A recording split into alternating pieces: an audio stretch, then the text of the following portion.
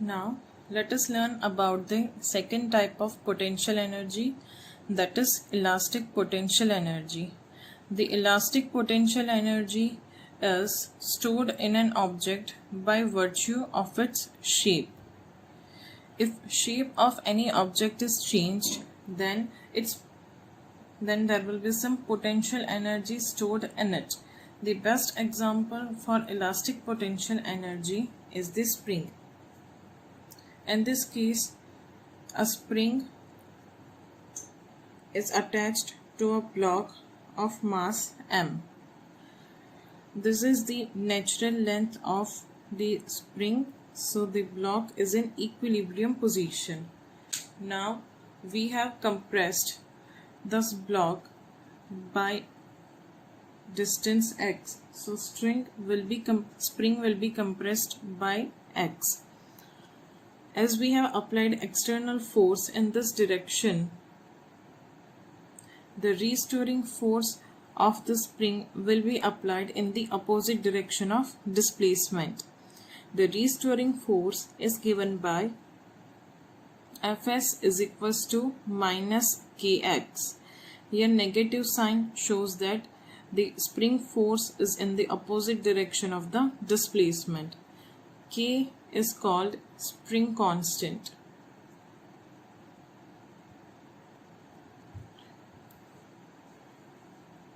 The SI unit of spring constant is Newton per meter. It is also called the stiffness of the spring. It depends on material of the spring.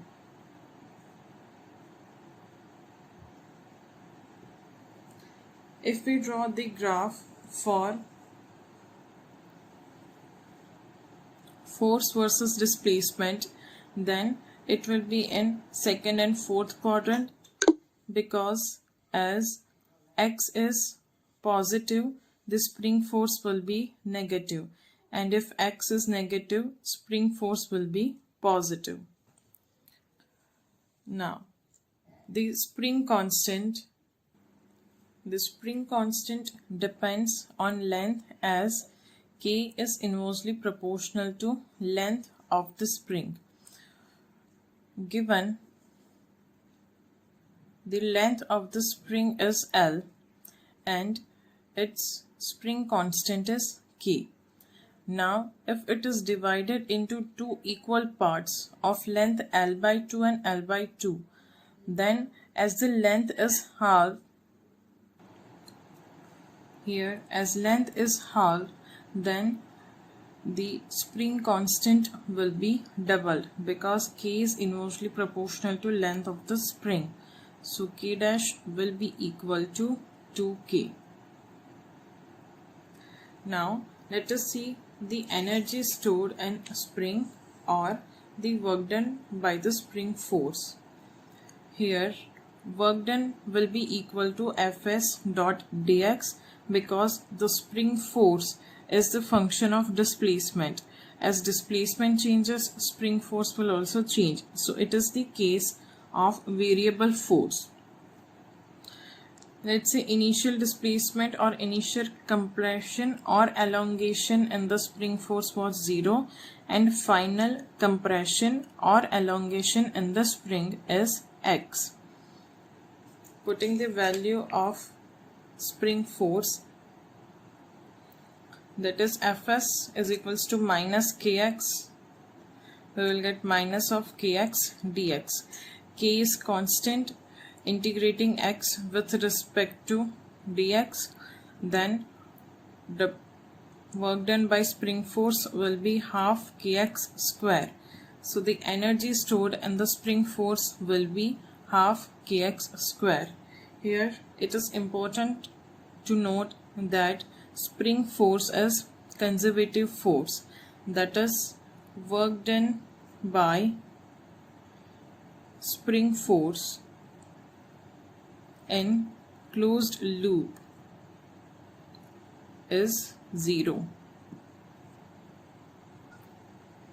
Now let us see some examples based on the spring force and energy stored in spring. In the first example, a block of 10 gram slides on smooth horizontal surface with 20 meter per second towards a spring of spring constant 100 Newton per meter placed horizontally. We want to find what is the maximum compression in the spring. Here the object is sliding on the smooth surface, so it will be having some kinetic energy. When it is attached to the spring, it starts compressing spring. There is no loss of energy due to friction because the surface is smooth surface.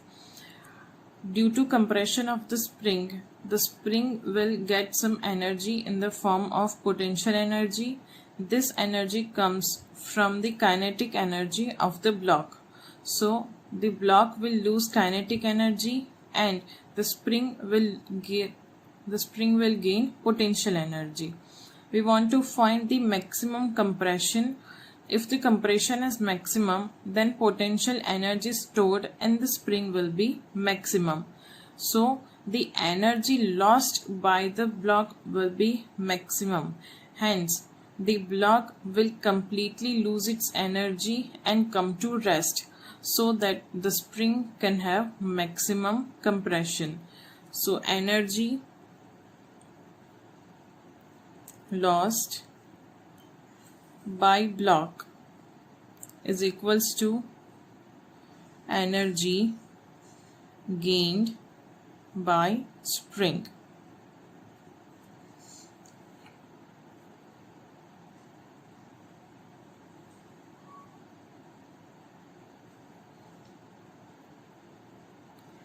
Now energy lost by block is half mv square and energy gained by the spring will be half kx square.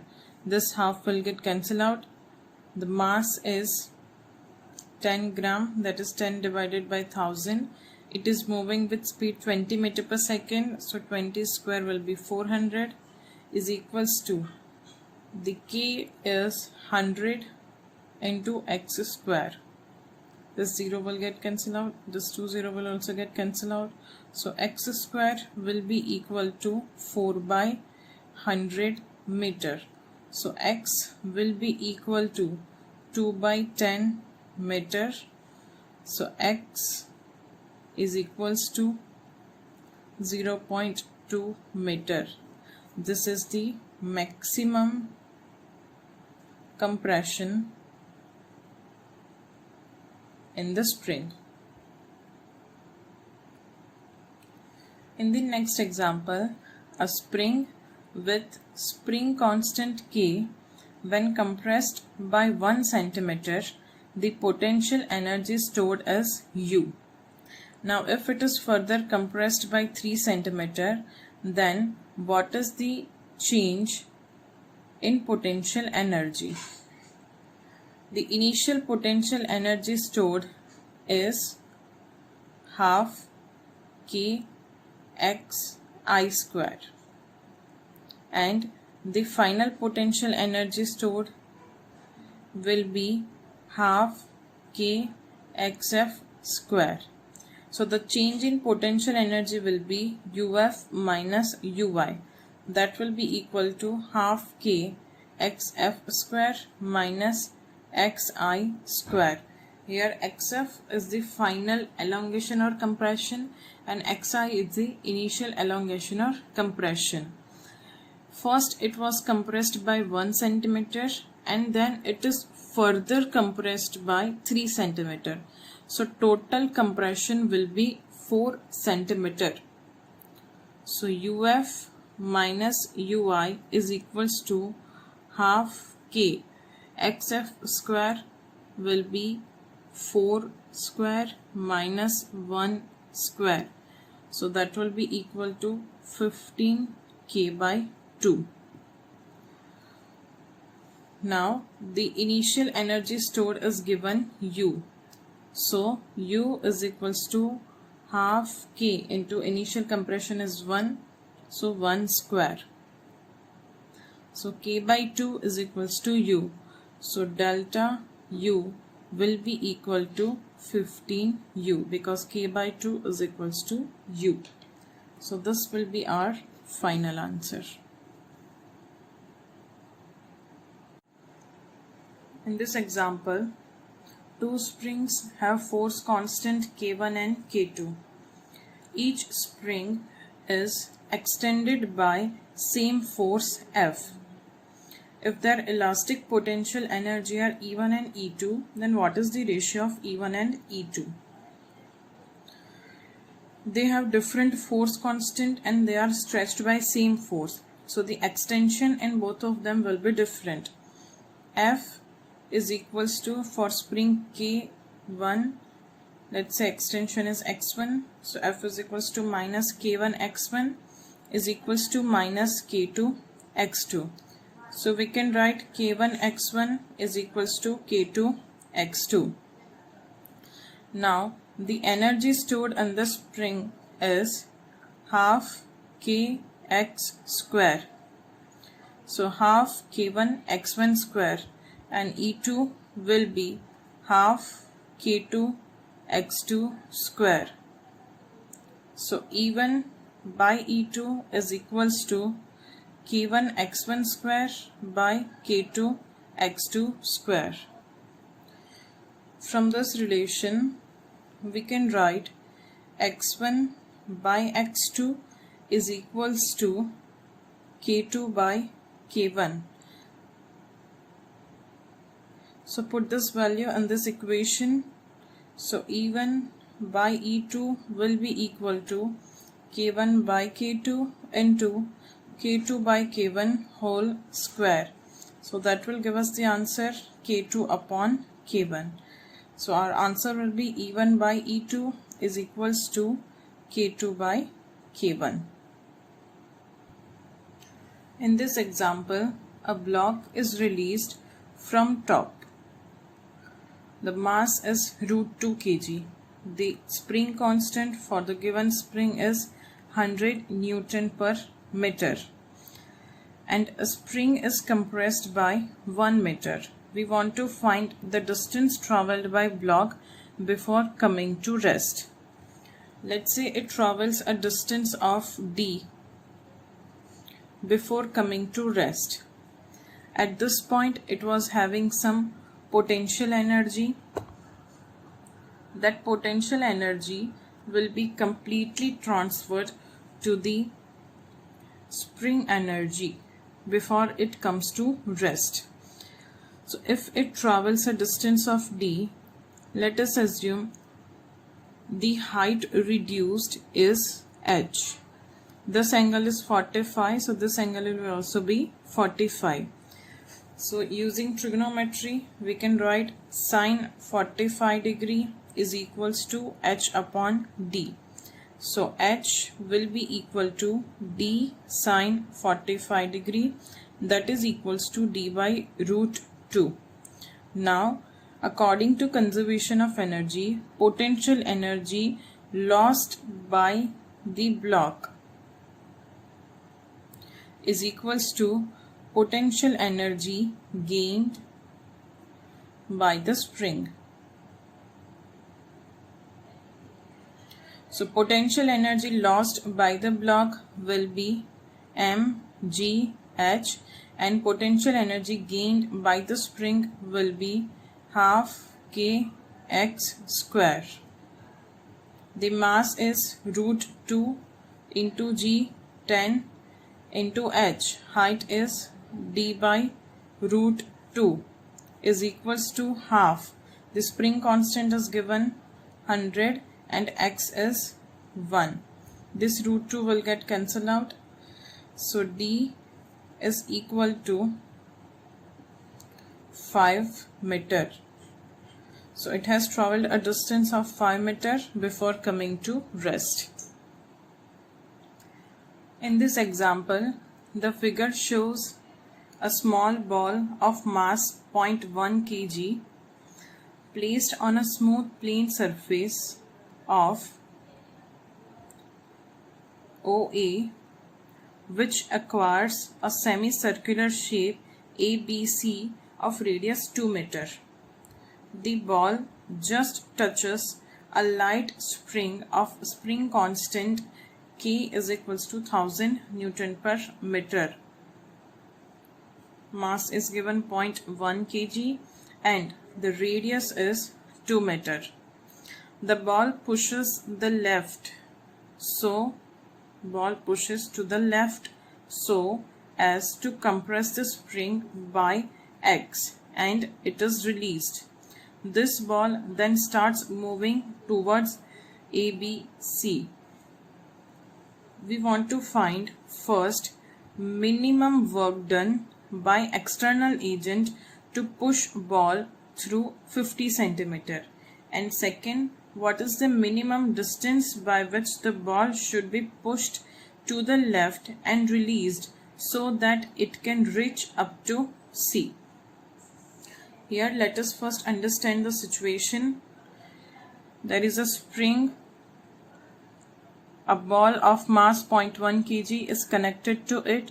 This surface is a smooth surface. That means there is no loss of energy. So we can use conservation of energy. This ball is first pushed towards left. That means it will compress the spring, and due to the compression, this spring will have some potential energy stored. When released, this potential energy is gained by this ball in the form of kinetic energy, and it starts moving towards the circular arc ABC. The radius of the circular arc is 2 meter. First, we want to find the minimum work done by the external agent to push this ball by the distance of 50 centimeter. So let us solve first question first. That is minimum work done. The work done minimum will be equal to the potential energy stored in the spring when it is compressed by 50 centimeter. That will be equal to half kx square. K is given 1000 Newton per meter. X is 50 centimeter, that is half meter. So 1 by 4. X is equals to 50 centimeter, that is equals to 1 by 2 meter. So simplify this, we'll get 500 divided by 4, that will be equal to 125 joule. So minimum work done required will be 125 joule. Now we want to find that what is the minimum distance by which the ball should be pushed to the left and released so that it can reach up to C. When we released it up to some height and when we push it up to some distance and then release, it will start traveling with some constant velocity. Here velocity will be constant because the surface is smooth. When it reaches the point A, it is the lowermost point of a circular arc. So to reach up to maximum height, the minimum velocity at this point should be equal to under root 5 gr. So the potential energy stored in spring is gained by the block in the form of kinetic energy, and in that kinetic energy the speed should be equal to under root 5 gr. So let us write the equations. The minimum work done, that is half kx minimum square, is equals to half mv square, in which v is equals to under root 5 gr. This half will get cancelled out, so k x minimum square will be equal to m. V square will be 5 gr.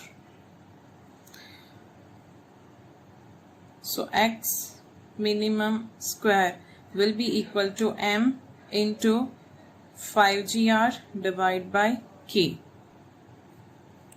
So put the values. X minimum square will be, mass is given 0.1 kg, so 1 by 10 into 5 into g is 10. The radius is given 2 divided by the spring constant is 1000. So x minimum square will be equal to, thus 5 into 2 10, so 1 by 100. So x minimum will be equal to 1 by 10 meter.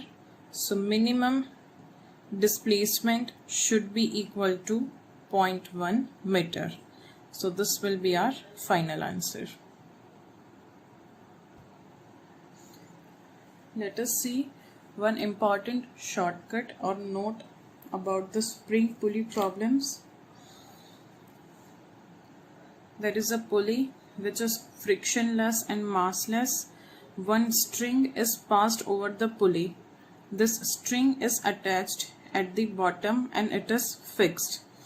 At the other side, a spring of spring constant K is attached and block of mass M is hanged with the spring.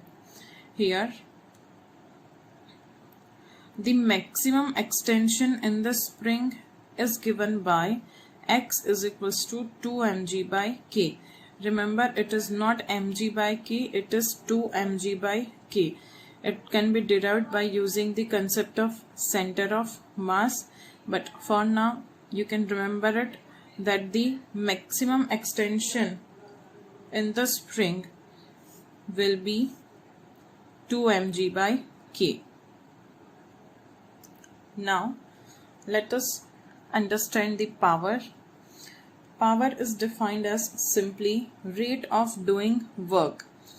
Whenever we say rate, we will divide the quantity by time. So average power is given by work done upon time. But work done can be written as change in kinetic energy. So power will be equal to change in kinetic energy upon time. Or it can also be written as change in potential energy upon time. This is about the average power. Now, if the force is not constant, then we will define the instantaneous power. The instantaneous power is dW by dt. But work done is equals to force into displacement. So d by dt of force into displacement. If force is constant but velocity is not, then F will be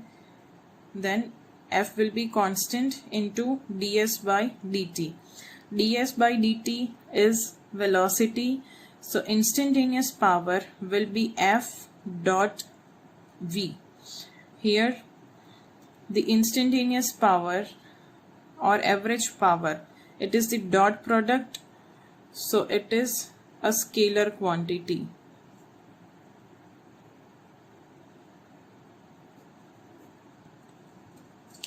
The SI unit of power is watt. The SI unit is watt. 1 watt is equals to 1 joule per 1 second. So when 1 joule of work is done in 1 second, then power is said to be 1 watt. The another power used in the practical life is HP, that is horsepower. 1 horsepower is equals to 746 watt. Now let us see some examples based on the power. In the first example, an engine pumps 400 kg of water through height of 10 meter in 40 seconds. Find the power of engine if its efficiency is 80%. First of all, we have to understand what is efficiency. Efficiency of any device is output upon input. Here we are talking about the engine, so efficiency will be output power upon input power. It is mostly defined in percentage, so output power upon input power into 100%. The engine takes input in the form of electrical energy and gives the output in the form of mechanical energy. If we have given input of, let's say, 100 watt, then it is not necessary that output mechanical power is also 100 watt. If this happen, then that engine is having 100% efficiency, and which is not practically possible. So the output power will always be somewhat less than the input power because of some internal losses. In this case, the efficiency given is 80%. So output power is 80% of input power. We want to find the power of the engine. That means we want to find the input power. For that, we must know the output power. So let us find the output power first. Power is defined as work done upon time. Here the engine is pumping up 400 kg of water through a height of 10 meter in 40 seconds. So P output is equals to work done upon time. The work done is mgh upon time. The mass given is 400 kg, g is 10 and height is also 10 meter, divided by time taken 40 seconds. So the output power will be 1000 watt. Now if we put the value in the formula of efficiency, P output is equals to 1000. We want to find the input power and the efficiency is 80%, that is 0.8. So P input will be equal to 1000 divided by 0.8. Simplify this, we will get the answer 1250 watt. So this will be the input power, that is the engine of power.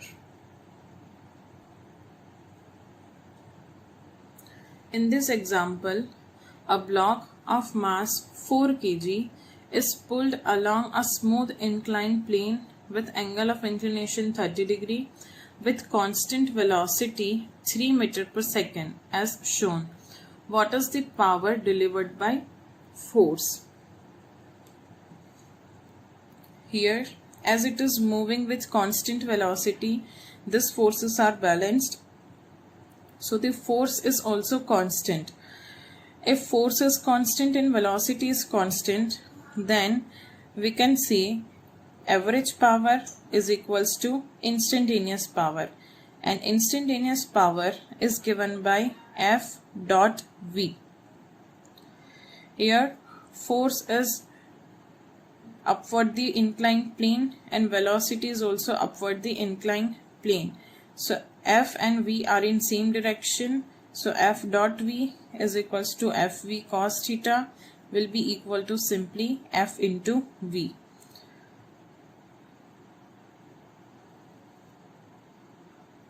So the power will be F into V, that is 3. But first we have to find the force F. If this block is moving up with constant force F, then this force F is balancing the gravitational force component mg sin theta. So the force will be mg sin theta. Mass is given 4, g is 10 and sine 30 degree will be 1 by 2. So the force will be 20 Newton. Put the value in this equation, we will get average power or instantaneous power is equals to 20 into 3. So P average is equals to 60 watt.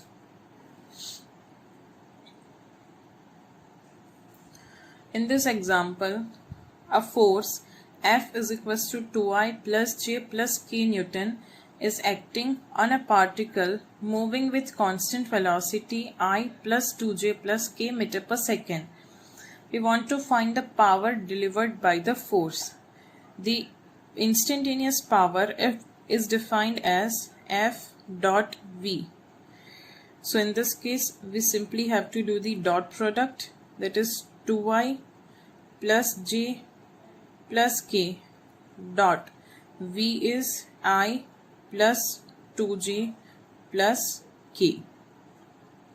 So 2 into 1, that will be 2, plus I dot j and I dot k are 0, so we will multiply I with I, j with j and k with k.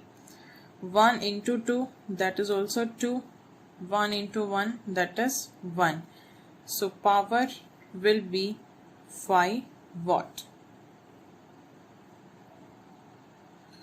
In this example, a 10 metric ton truck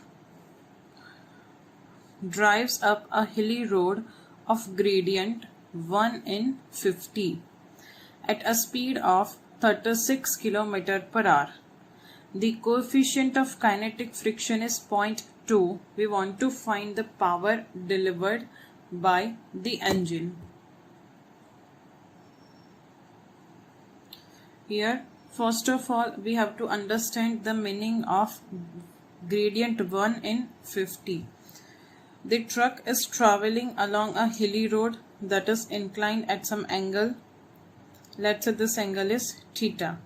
The gradient of 1 in 50 means when the truck is traveling a distance of 50 meter along the inclined plane, then the height change will be equal to 1 meter.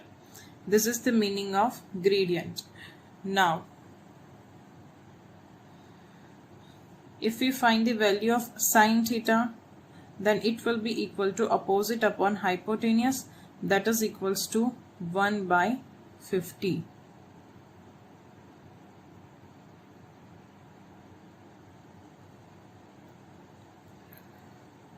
Now, it is said that it is moving with constant velocity 36 km per hour. This truck, it is traveling with some constant velocity 36 km per hour.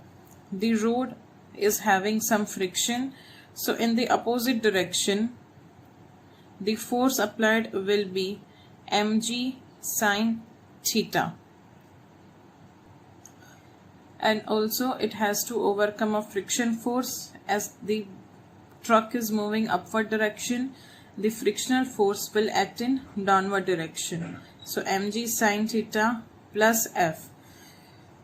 So the constant force delivered by the engine of truck is equals to F total will be mg sine theta plus the frictional force. First we will find this total force delivered, then we can find the power.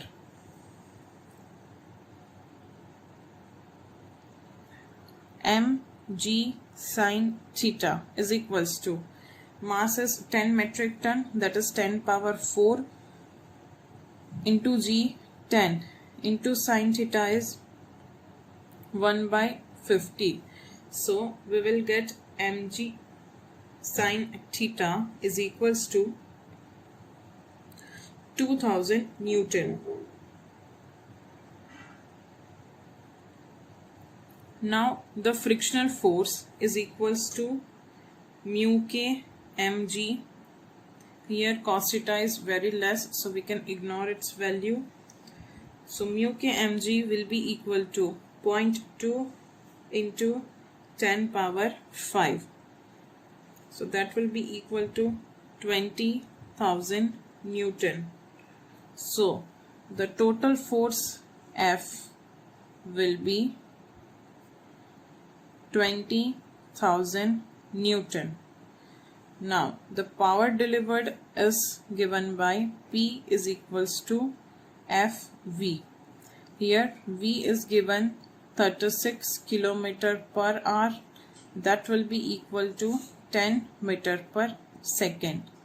So the power will be force is 20,000 into velocity 10.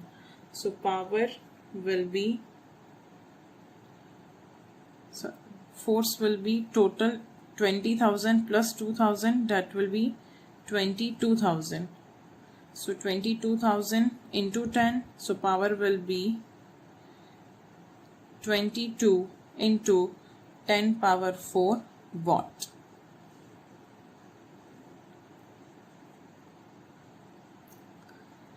In this example, a particle is moving along x-axis under the action of a force F, which varies with its position x, as F is inversely proportional to fourth root of x.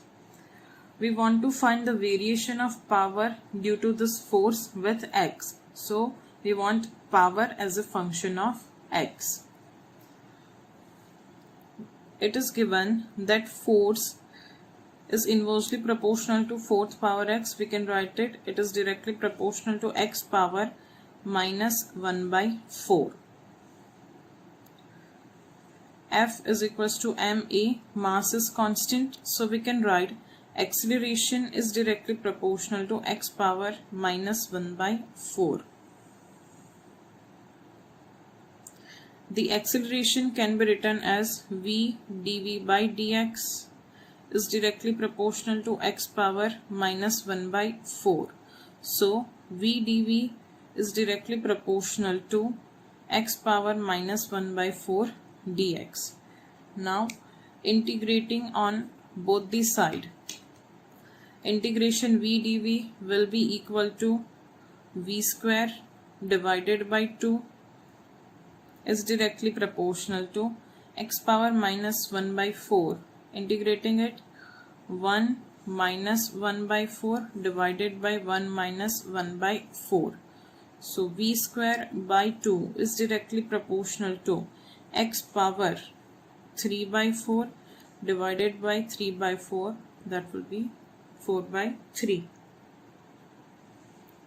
So ignoring this constants, we can write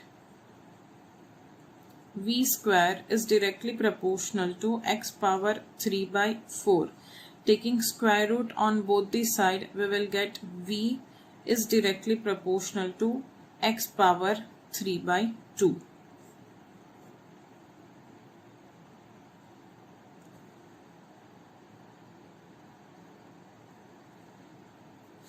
Sorry, we are taking square root, so this will be x power 3 by 8. Now we know the value of force is directly proportional to x power minus 1 by 4 and the velocity is directly proportional to x power 3 by 8. The power is directly proportional to F into V. So power is directly proportional to F is x power minus 1 by 4 and V is x power 3 by 8. So power is directly proportional to x power 3 by 8 minus 1 by 4. Simplify this. 3 minus 2 divided by 8. So the power is directly proportional to x power 1 by 8. So this will be our final answer. In this example, a particle of mass m moves in a circular path of radius r. Under the action of force which delivers constant power p and increases its speed. We want to find the angular acceleration as a function of time. Here we can write that work done is equals to power into time. But using the work energy theorem,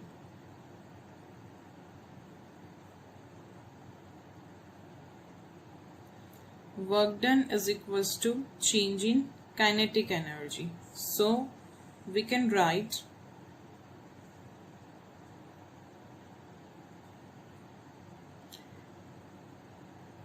work done is equals to P into T, that is equals to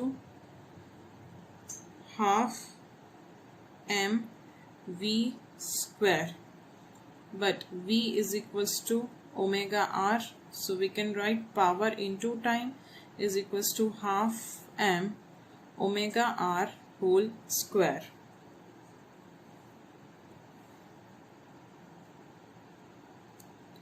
So power into time will be equal to half m omega square r square, but the angular acceleration alpha is given by omega by t, so we can write omega is equals to alpha t.